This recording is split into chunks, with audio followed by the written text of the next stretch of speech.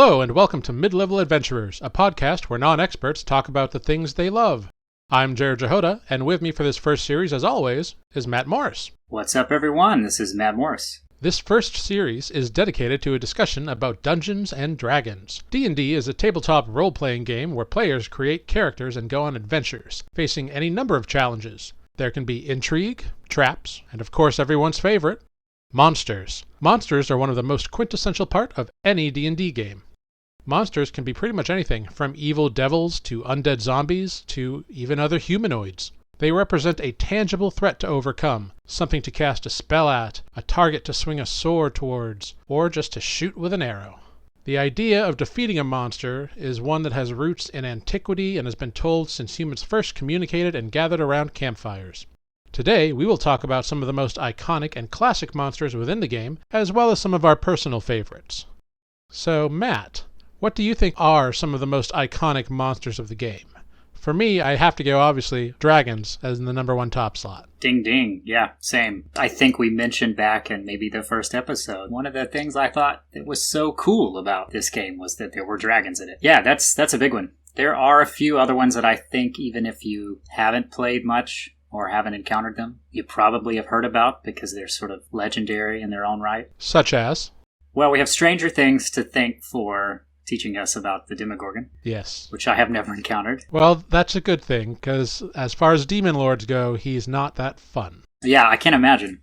And we've got Beholders, which if you don't know what they're called, you might have seen a picture of it. Big ball with the eye and the... And the eye stalks, yeah. They are kind of the quintessential... I don't know if they're original to D&D or not, actually, but I feel like they are the mascot of the game, even more so than the titular dragon. Yeah, I would say I see that more often when I see like fan art or official art for D&D, either be it in a cover of a handbook or something. They're quite iconic. They're right up there, maybe tied. I think those two are definitely high-ranking in the echelons of D&D lore. A couple others that I think are pretty big to the game, and seem to be pretty big in the forthcoming game Baldur's Gate 3, are Mind Flayers, or Illithids, as they might also be known, which also was used in Stranger Things, although in a very different way than in the game, which I understand. Yeah. Mind Flayers are these tentacle squid-headed monsters that eat brains of other humanoids. They have a fascinating history that is worthy of its own episode just because it's so crazy and in-depth. Yeah, the lore for a lot of these monsters is quite rich. Not all of them, but the most iconic ones, definitely. And the Mind Flayer is definitely up there, even before I saw the trailer for Baldur's 3, just looking up D&D art. They come up a lot, too. They look, for those of y'all that don't know, they look kind of like if you put Cthulhu's head on a humanoid, creepy Nosferatu body. That's a pretty good description. That might be, that would be a Mind Flayer. And they're scary. Yeah, again, never encountered them, but don't think I want to. They are pretty scary. So of these, let's call it these top three that we're going to talk about a little bit more. We got dragons, we got beholders, and we got mind flayers. How do you feel about them in general? Because I know I love dragons. Dragons, for me, are the quintessential fantasy creature. I personally think dragons are very misunderstood, and people just think they're so weird and so different that they've just always assumed they're evil monsters. But in D&D, they have a solution for that. They have chromatic dragons, and they have metallic dragons, and generally speaking, the chromatic ones are evil, and the metallic ones are good. Jarrod, you might have to give us a breakdown because I don't remember. But what are the colors, for lack of a better term, of each? Well, what makes it chromatic and what makes it the alternative? Well, I'll tell you. So, for chromatic dragons, there are five main ones, okay? We got your red dragon. They're your big fire breathers. They're kind of the classic dragon. Then there's the blue dragon, which breathe lightning and tend to live in the deserts. Followed by that, we have the poisonous and intelligent and treacherous green dragons. And then there are the black dragons, who are cruel and manipulative and just enjoy causing suffering. And then, of course, there are the cold-breathing white dragons, and they're the most bestial, raw, waylaced to a town sort of dragon. They're the ones that are the most animalistic and the most terrifying in that respect. That's a good point to bring up because not all of them are just monsters. And all of them, right, are quite intelligent, and some choose not to engage in combat necessarily. Some will speak with you before they'll attack you. Yeah, right? I'm on the right page for that? Oh, absolutely. The Chromatic Dragons, especially green dragons, and to an extent black dragons, they love to play with their food, as it were. Green dragons will manipulate the hell out of you, get you to think they're your friend, do what they want you to do, and then they will eat you up. Black dragons are just sadists, so they like to just straight out torture and play with their food. They will string you up and not try to be your friend or ally or convince you that you can help each other out. They will just torture you for the pure adrenaline-flavored deliciousness. I like that in this episode, this is going to be probably more me asking you questions and listening, because as a DM, you've encountered more of these monsters than I have and know so much about them. So this is very informative for me as well. So this is great. And again, I have yet to meet a dragon in a campaign. So you think. So I think, oh, yeah. Well, they can disguise themselves too, is that correct? Some of them, once they get to a certain age, they generally get the ability to shapeshift. See, that makes them even more interesting than just the generic, it's a dragon, it hoards gold, it breathes fire, it lives in a cave. Like, they all have a different flavor. They all have different breath weapons, I think, for lack of a better term there. I think that's actually what they're called, breath weapons. It is. And yeah, I think it's still sort of in a lot of people's minds, and in maybe the backbone of any campaign is a solid, like, to slay the dragon, this is our quest. But it sounds like it might not be that simple with the different flavors of dragons, depending on what you're going up against. Yes, and the Chromatic Dragons especially tend to not like one another. So if you ever come across a dragon, it is most likely solo. It may have minions, however. There are many creatures that will serve or worship a dragon because it is an awesome presence of power. And there are some that will worship a dragon of any size and doesn't need to be just a huge ancient dragon. They might not worry about a blue dragon shooting lightning at them or a black dragon projecting acid on them, as long as they give the dragon what it wants and they serve it and they flatter it. The green dragons are actually especially prone to being flattered, so they love having minions. Red dragons too. Who might be a minion for either of those dragons? Would it be like a similar species, or depending on the dragon? Well, the most popular trope to use are goblinoids, and one of my personal favorites, kobolds. Yes. I'm glad you mentioned that, actually, because I think they deserve a little slot on the iconic list of D&D monsters. They're one of my favorites, too. Yes. And we're going to talk about them in just a little bit, because they actually won my number one slot for favorite non-big monsters. So we'll talk about them more in a moment. But to kind of backtrack a little bit, and you asked also about some metallic dragons. Yes. Metallic dragons are the good aligned dragons. That doesn't mean they're going to always help you out, because they're each their own person, if you will. They have the same kind of hoarder, we love treasure tendencies. The metallic dragons are the ones who, they all get the ability to change shape once they become a certain age. Only a couple of the chromatics do, and not all of them can do it naturally. Some of them have to learn it through magic. However, you've got your brass dragons. They can breathe either fire or they can breathe a breath that puts people to sleep, which is kind of cool. That is kind of cool. Then you've got your bronze dragons. They can either breathe lightning or, once they're old enough, they get this repulsion breath, which means creatures are pushed away from the dragon. So they can just be like, get out of here, you bother me. They're like a Jedi dragon. Kinda, yeah. Force push. You got your copper dragons who have acid breath, much like a black dragon, but they also have a slowing breath, which reduces your speed. And you can only do one thing in a combat round. And then you've got, I think, the most interesting, the gold dragon. They have the fire breath, that is classic of dragons. They also have a weakening breath that can reduce how much strength your character has if you fail the saving throw for it. So their breath can make you weaker. And rounding it out, we have the beautiful, and personally my favorite for the metallic dragons, the silver dragon. These guys are so much fun, and they breathe cold damage, but they also have a paralyzing breath, which means you can freeze up and not be able to move, just from being breathed on by them. They are so much fun, and I love them to death. So much fun to play as a DM, maybe not so much fun to have to fight in combat. Sure, well, if you're fighting a silver dragon, something's up, because they're pretty go-with-the-flow explorer types.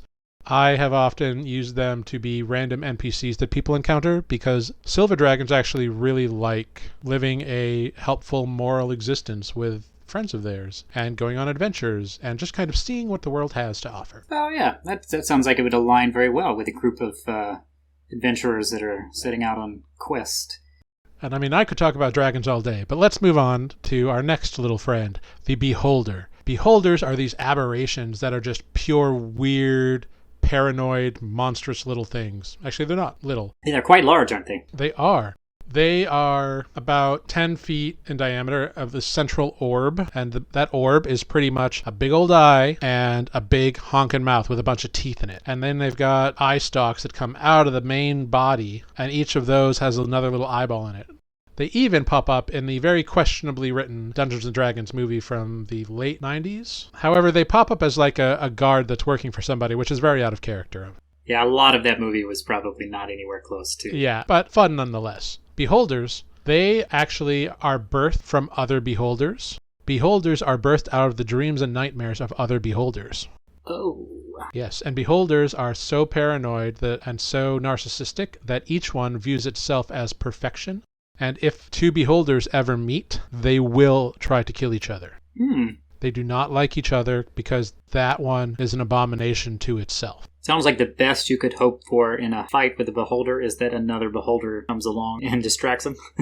Pretty much, like, if you're afraid of a beholder, your best bet is to capture a beholder somehow and then release it to take care of the other beholder and let them fight each other, because they will go at it. Wow.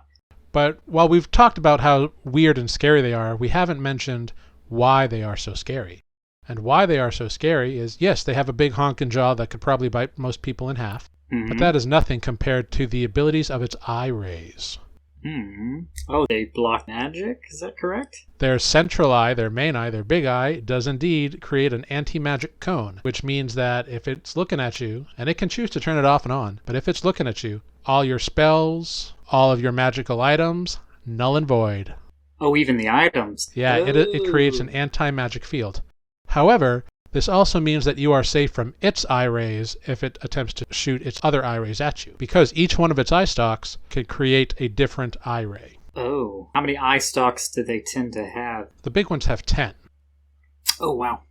Yes. They have a charm ray, which makes you think they're your buddy. They have a paralyzing ray, which is pretty self-explanatory. They have a fear ray. They have a slowing ray. They have an enervation ray, which blasts you with damage. They have a telekinetic ray that they can use to pick something or someone up in the air and maybe drop them. They have a sleep ray. They have a petrification ray, which can turn someone to stone if they get hit by it. So that's pretty damning. And then they have the two biggies.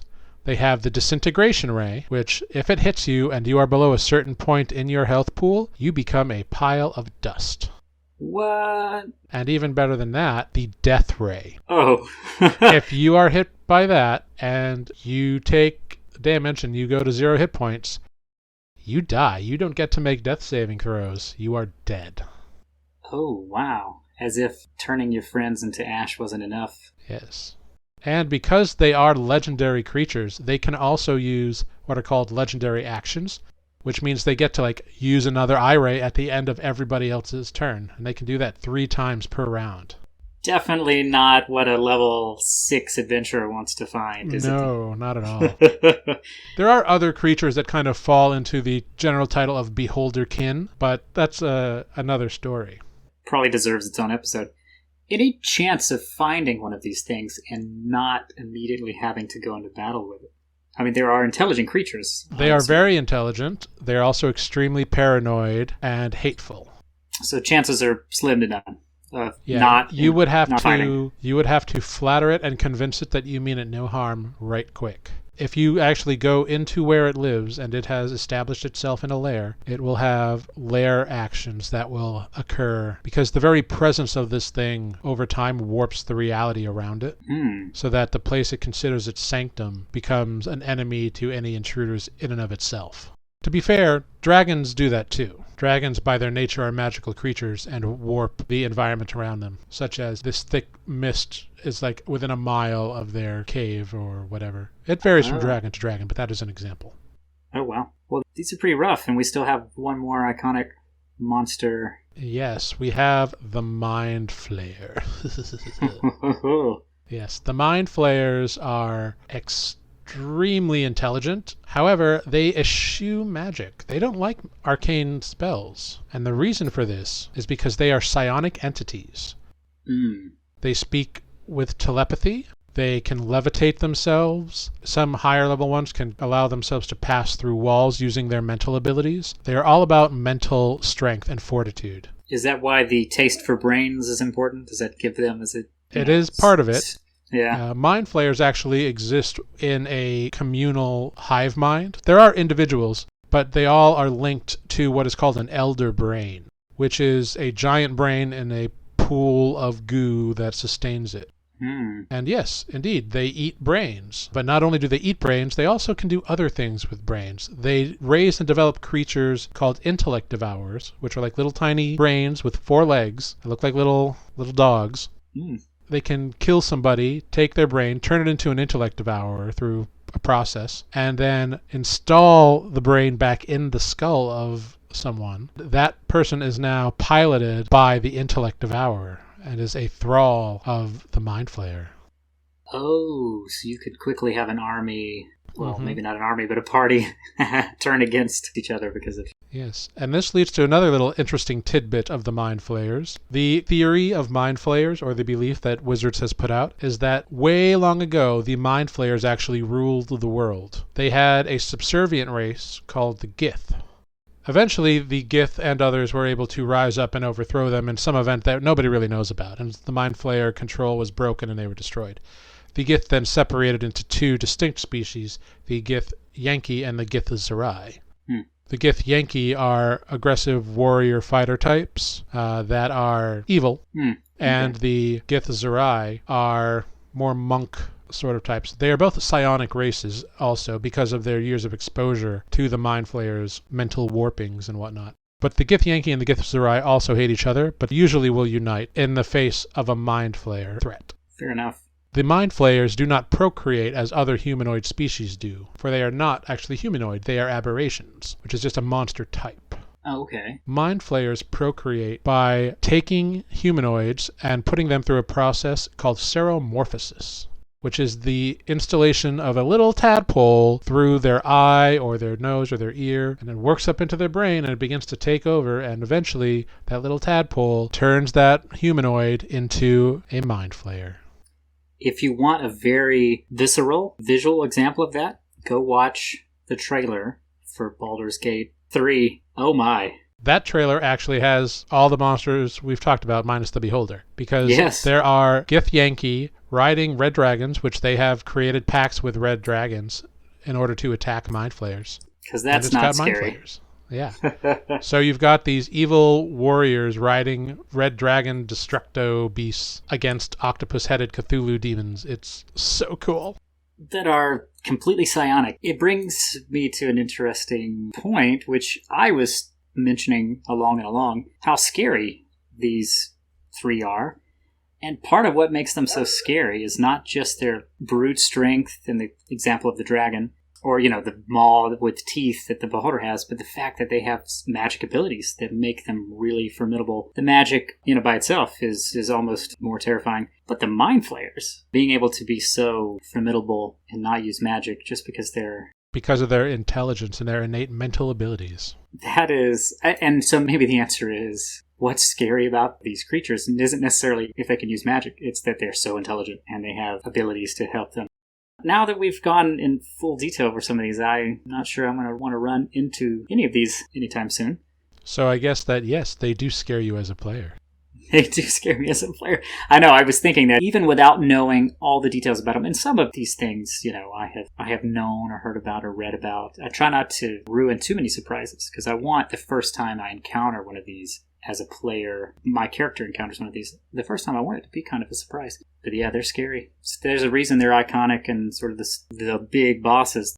Oh yeah. Since we've talked about some of the big bads, let's talk about the little guys. What are some of your favorite monsters? Maybe not the most powerful, but the ones that you just can't help but love. I've already mentioned it. We've already talked about it a little bit, but mine are kobolds.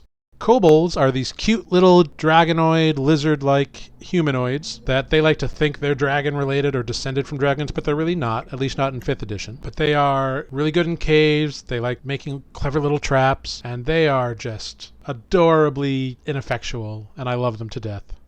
I think they are so cool. I do have an issue with their player race option having a minus to their strength score. And we'll talk about that a little later. Yeah. I think that the kobolds are so fun. They are. They're definitely a favorite of mine. On the topic of their having a negative to their strength, I think what makes them easy to underestimate, perhaps, is that their strength does, in fact, not that a kobold on its own wouldn't maybe be a problem, but their strength comes in their numbers, I think. The fact that they are very organized together and clever, like you said. You never just find one kobold. If you do, it's strange. If you see one, you got to assume there's going to be half a dozen to maybe more somewhere. Mm-hmm. And kind of reminds me of another favorite of mine. Not as cool, perhaps, as the kobold, but goblins. Goblins are my number 2. Yeah, another iconic...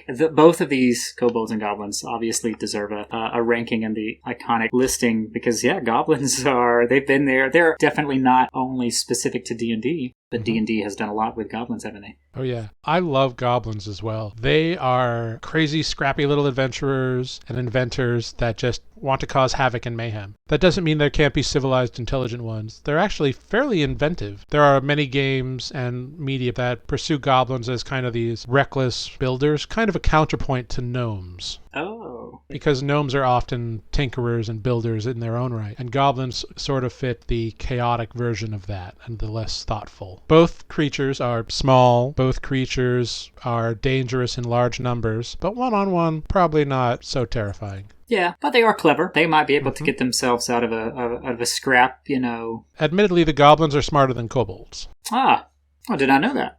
Generally speaking. Yeah. But kobolds, I just can't help but love them. I mean, they're little tiny dragon people, even though they're not dragons at all. They're humanoids. They're pretty cute. They are so cute. They have tails, they got little snouts and little kind of horn things going on. In one of my campaigns, there is a wizard in a tower in a town, and he is a butler, or an aide-de-camp, or a servant, or whatever you want to call it. And he is a little kobold that wears a suit jacket with tails that splits over his tail. He wears spats, and he wears a little top hat that has holes for his horns. And he is one of my favorite NPCs, and I wish they went back to that town more often. I need to find a way to bring him into the campaign more because I love him to death. Characters like that are kind of perfect, and they seem to be what players latch on to. There's a joke floating around, like a little cartoon, D&D cartoon floating around, talking about how the DM is describing in great detail the interior of a tavern and who's sitting about, and the players are like, yeah, but who's that at the table over there? Oh, it's a goblin sitting at a table. Well, what's the goblin's? And they just, fixated on this poor goblin, missing the point. Oh, yeah. You see, I made that character with the intent that everybody would love him. Oh, yeah.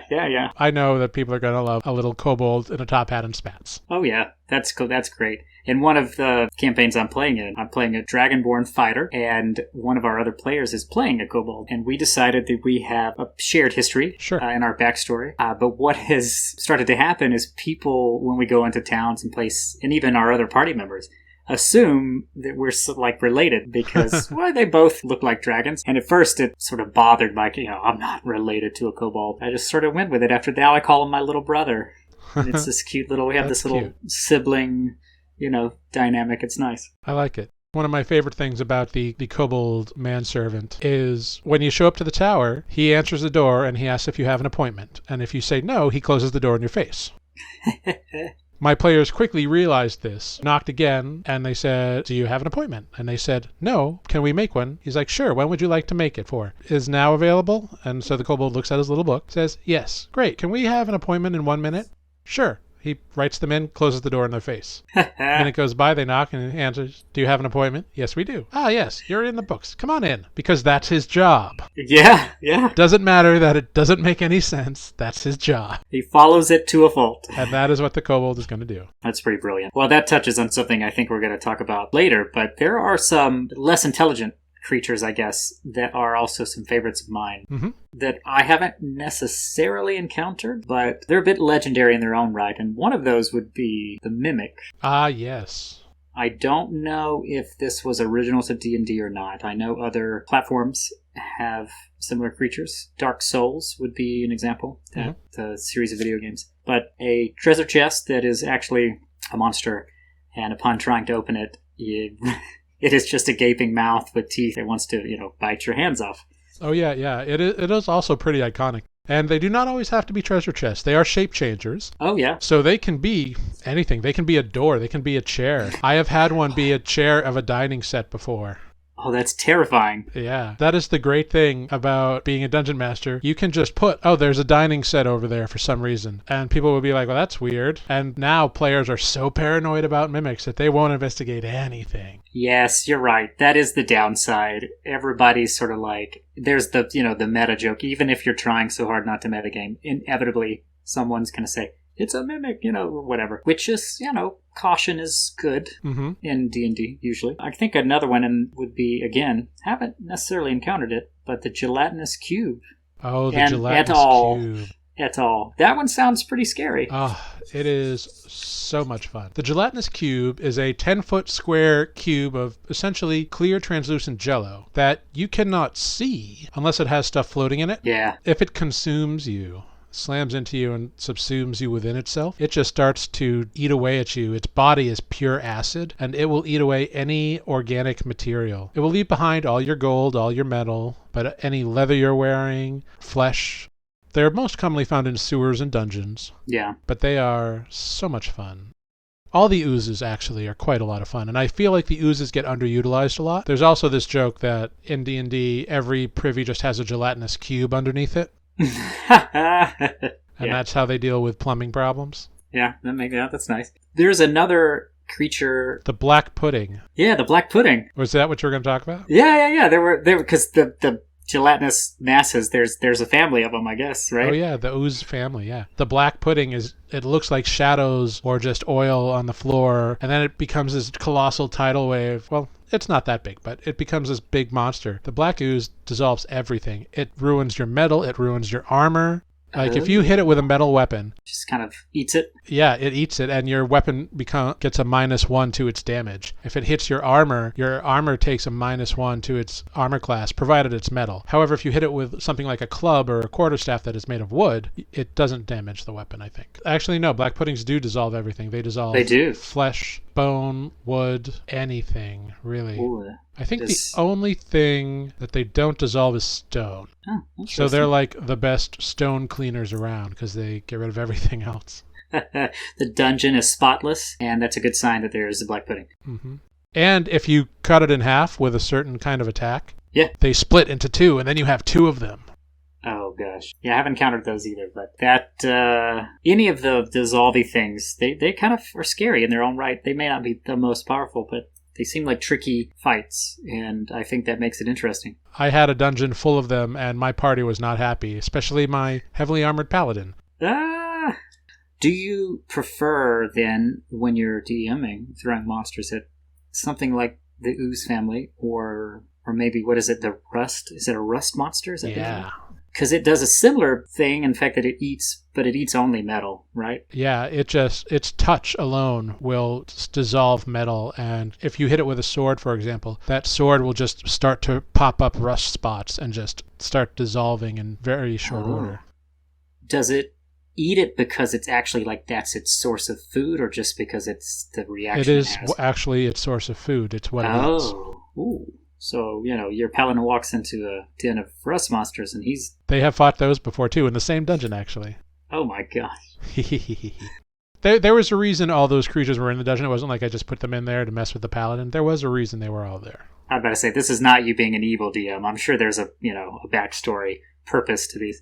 Yeah, that particular dungeon was a laboratory where they did research on strange creatures in order to get inspiration to create their own monsters or constructs. It was a fun done. It was a lot of puzzles and a lot of monsters. It was good. They did really well. It's nice to have those every now and then. Just sort of like a throw them, run the gauntlet and see if they come out. Here's a question for you. What about humanoid monsters? Because we've talked a lot about creatures that don't look anything like us. We have oozes and dragons and beholders and such. But humanoid monsters, how do these guys make you feel? Like, do you think they are as fulfilling as fighting a beholder? I think they offer a completely different set of challenges because I think we can see this humanoid as something we can understand, as something we can relate to. We can see why they might have turned evil instead of just, oh, they're a monster, they don't look like us, we destroy them. Yeah. A humanoid can't be dismissed as other. So battling and killing one can feel a lot different. Either psychologically it just hits you as a player differently, or it hits your character differently. Perhaps if it's someone you have known in the past or interacted with, or who caused great trauma to you, or worse, used to be a friend and has turned. So I think humanoid monsters can be so challenging. And not just because you can give them levels and spell casting abilities and whatever, but because they can really mess with somebody's mind. Yeah, I agree. I think that they can be just as fulfilling. And some of them, the quote-unquote more simple ones, perhaps, might be something like zombies. Well, zombies are undead, so... Oh, yeah, I guess that's, But yeah, that's tricky. I'm talking like there's a human, and he's a bad guy. He's evil. And he used to be your adventuring buddy. You guys split ways a couple years ago, and now he's the head of the murderous marauders that are taking out small towns in the surrounding kingdom. Oh, I gotcha. Yeah, just someone who has, through maybe a bad go in life, turned to the dark side, so to speak. Yeah, like somebody has to be Magneto, and that's what we're talking about.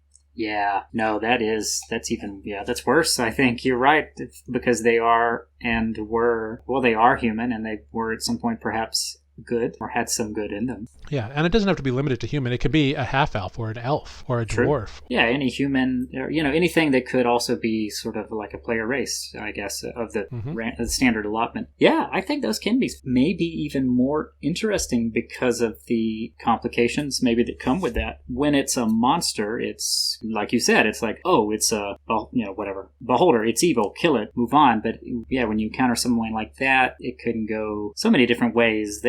Just the simple fact that they can communicate with you as a fellow humanoid.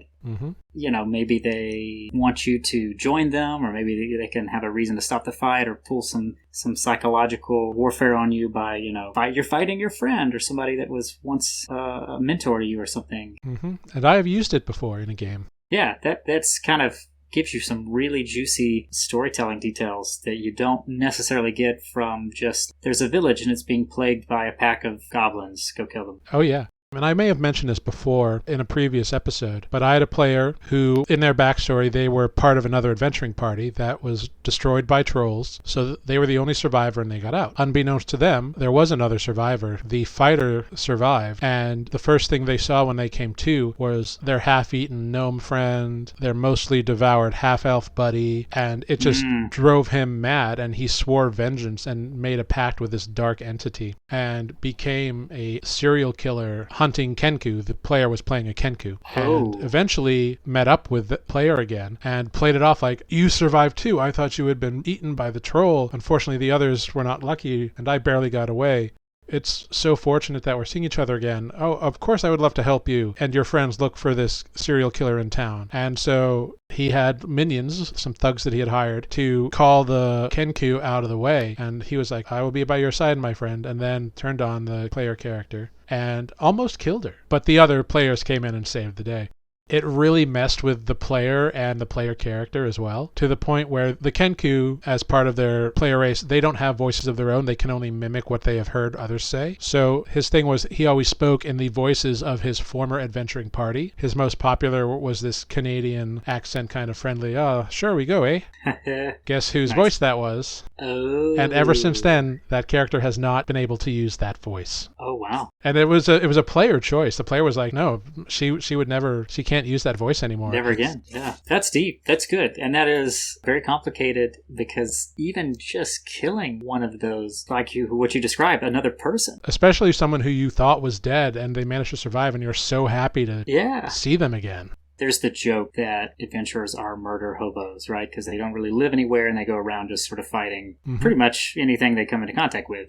Killing a monster is killing a monster, but killing someone who once was your friend, even if they're betrayed you, should have some weight to it. But you let your guard down around those. You don't know just any humanoid walking up to you is going to be an enemy. They don't, Yeah, and it has a great effect of now any person they meet, they suspect of everything. Yep.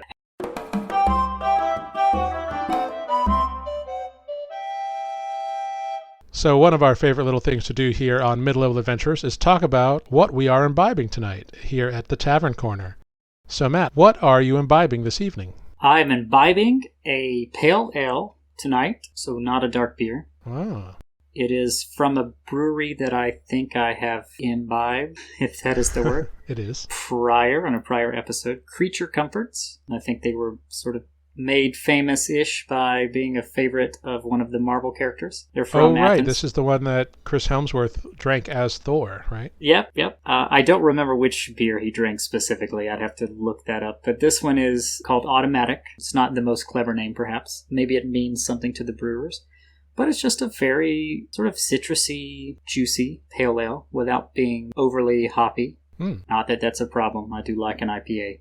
But sometimes when you're in the mood for something lighter that still has a lot of flavor, it's great. Yeah. How about you? What you got tonight?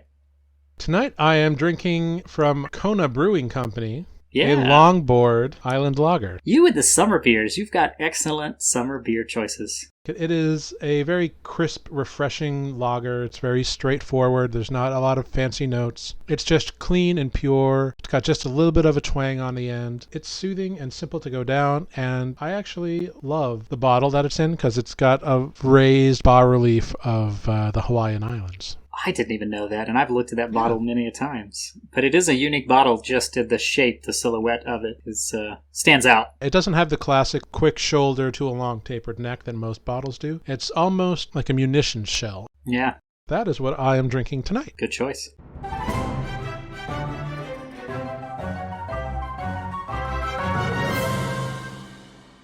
But some of these humanoid monsters and characters that we're talking about have some troubled histories. Most specifically, I am talking, of course, of Orcs and Drow. And we've kind of mentioned this before. Drow, they were created to be the evil elves. Yeah. And for those who don't know, Drow have dark skin because they were corrupted by an evil god and turned away from the true god of the elves. And as a result, they now live deep underground. Which, here's the thing. If a race of people live deep underground, they should be like bone white skin because they are not getting any sunlight. Because there's no light, so it wouldn't matter what color their skin was. So their skin should just be pure white. Drow should be the purest, creepy, snowy white looking elves ever. There's this cultural thing of black is evil, which has caused a lot of problems because we have a large portion of population in this country and all over the world who have dark skin. And so this idea that all black-skinned creatures must be evil has got to go. It's outdated and it's racist. It is a common trope. It's seen in other fantasy settings, the Elder Scrolls series, which is immensely popular. But just because it's accepted or common, it's just maybe a bad idea. Right. I'm not saying that they were created to be racist stereotypes. I am saying it created racist problems from a long-standing mental and cultural issue. Yeah, it doesn't necessarily reflect, sort of the views of people that created the game or playing it. And yeah, I think you're right. Like it's problematic, and also they are just branding something that is like, this is the evil race, it looks like this. Can also be problematic because you're saying that anything that looks like that is, be it black, blue, green, or whatever. I guess we could make that argument about the dragons, but because they're dragons, I feel like it's a less... Well, that's the thing. They are dragons. They are not humanoids. Yeah, the humanoids is the key. But, like, you have the Duragar, who are the evil dwarves, and they're all gray-skinned. Which makes more sense for creatures that live underground away from the sun. Yeah, I can see how it's problematic. Yeah, and to live underground, you make a good point. It's not necessarily realistic. Sure, and I mean, it's magical and it's fantasy. It's magical, yeah. But their hair is white. That is interesting. Their hair is white. And Wizards has finally acknowledged that, hey, yeah, we understand why this is problematic and we're changing it. Yeah. Which is good. They're also changing orcs as well, because orcs have always been represented as these mindless, marauding brutes. However, they've also had a lot in common with historical Asiatic, Chinese, Mongolian conquerors and cultures. Yeah. So I can understand why a lot of people also feel that orcs should not be treated that way. It comes down to essentially culture versus biology. If all of these orcs were just stupid and killing each other all the time, they would not propagate and there would be no orcs. They have to be intelligent creatures in order to evade capture or slaughter, to evade the creatures that live in dangerous areas. There's no reason that orcs can't build a city. Having humanoids that have negative intelligence, there's no reason for that. I don't know how they are as a player race, but I know that they are now. There's actually a couple different options of them. Yeah, and so I think that's a step in the right direction. You can now play a Drow. Also, I think maybe with some, I don't know what's official and what's not anymore. I've seen people play Drow, and we've talked about. Essentially, Wizards has come forward and be like, in future supplements and future production of sources, we are getting rid of alignment requirements for humanoid creatures. Yes, I think that's exactly on point. I mean, if you want to play an evil character and you also pick a Drow or an Orc, sure, but you shouldn't have to. And that's not saying that there aren't evil Drow and evil Orcs, but it shouldn't preclude that there are also good members of those races. Exactly. Now, that can be interesting in a campaign. I've seen someone play a Drow because they're often looked at and immediately people are like, you're evil. So to play someone that's like, no, I'm a good Drow, I promise, can be interesting. Their history is problematic. And we're going to talk about this a little bit next week as well. Correct, yeah. As a player, do you have interest in or thoughts on monstrous races that have become player races? We've talked about the Drow and the Orc, but you can also play as a Goblin, a Kenku, Kobolds, Aarakocra. There's all these different monsters that have now become options as player races, which I'm down with. Turtles, yeah. Turtles are an example. They're monsters, not necessarily evil, but they were monsters, I think. I think it's great. I sort of mentioned that with the last question, but I think it's a step in the right direction. It's fun, breaks the mold, it creates interesting instances where the character may have to walk into a town and maybe he's suddenly accosted by guards because he's a hobgoblin, that's normally not usual. Right. But again, this goes into more of the problems that we'll talk about next week. It does, yeah, it does. So better left for next time, I think. Yeah. But I think it's a good idea. I like being able to play those monster races, and it really expands the list of what you can play. And I think it makes the world more interesting. Mm-hmm. Maybe you're playing against type, or maybe you're from a special enclave where these creatures live and work and are just like humans, and now they're really trying to get out there and be like, see, we're not all marauding types or whatever, and I think that's great. Mm-hmm. How do you feel when like a DM homebrews monsters? Have you experienced any? Are there any ones that really stick out? Because I love doing it. I think it's great. I don't think I've experienced any that are complete 100% DM made from the ground up necessarily, but I've often seen DMs take monsters that have an existing imagery and maybe stat block and tweak it to, maybe they take something that is usually an ice creature and you found it in a desert. Yeah, you can reskin things very quickly by just changing damage type and changing appearance. Yeah. I've certainly done that too. I also really like beefing up like lower level monsters. Yeah. For example, there is the Helmed Horror, which are these magical animated suits of armor that can fly and do all these other things. They're resistant to certain spells. And I created a Helmed Terror out of that, which is a larger version. It is a large creature instead of a medium creature. It's resistant to a little bit more. It's stronger. It's tougher because it's bigger, bulkier armor. I've created a greater Onkeg from an Onkeg, which is a burrowing monstrosity. I really like fun, creative monsters, and Matt Mercer on Critical Role does this all the time. Yeah, I think it's a great way to create a monster that the players don't already know everything about. Or they think they do, and they think they're going to have no problems, and then, oh, that guy can do that? Yeah, simply reskinning or taking something that looks familiar, because it's easy to justify why this creature already exists in the world if you take it and modify it in some way. And then it's a surprise to both the player and the character. Or just creating one from the ground up is very cool, but I think I wouldn't stress about that because, what's the saying? There's nothing new under the sun, so I wouldn't get too wrapped up in trying to make something completely original, Yes, I have found myself more often than not creating monsters from the ground up that are humanoid. Yeah. Than as opposed to anything else. Such as the fighter who betrayed the Kenku and everything. Yeah. And they have their own unique challenges, which I enjoy. So, Matt, now that we have talked about some of our favorites, are there any final thoughts, any wrap-ups, any honorable mentions you would like to throw out there? Because I've got a couple that I'd like to throw out. But you tell me, any final thoughts on monsters? Definitely. We could have a whole other episode on monsters. And maybe we should. Maybe we just bring it back later, round 2. But yeah, an honorable mention, one in particular, that I have actually encountered, is an owlbear. Ah, yes. I think it is, in its own right, kind of iconic and bizarre. Mm-hmm. Absolutely. It's a bear with the head of an owl, and sometimes depicted as having sort of feathery wing-like limbs in the front, although it, to my knowledge, cannot fly. Correct. And I don't think there's anything else to it. It's not magical. It's just a big creature that you might find out in the woods, and it's scary. Yeah. And then, if we go on the opposite end of that, some that might be close to holding their own against our top 3 might be a Lich. Oh, yeah. Absolutely a Lich. An undead spellcaster who has created a way to bypass death by storing its soul in some other object. They look scary. They sound scary. And they are insanely powerful. Yeah, those are mine. So I'm sure you've got some good ones.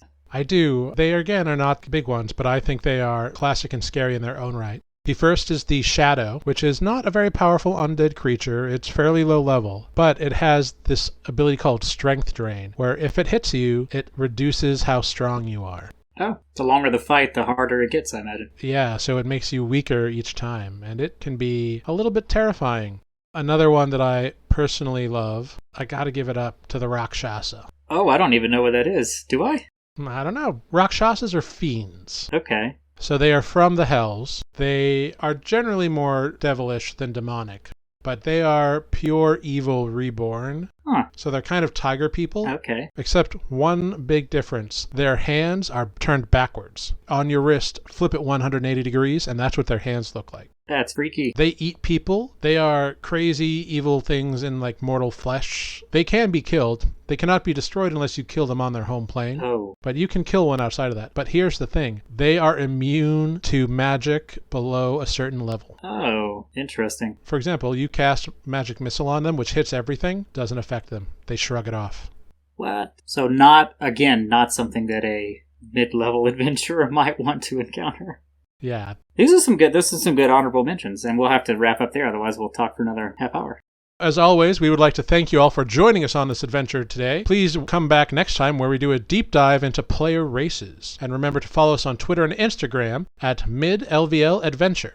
Please check out our website on Wix at midleveladventurer.wixsite.com. That is .wixsite.com. And feel free to email us at midleveladventurers@gmail.com. By all means, join in the conversation and let us know if there's anything you'd like us to talk about in a future episode. And as always, I'm Jarrod Jehoda. And I'm Matt Morris. Mind the traps and keep adventuring.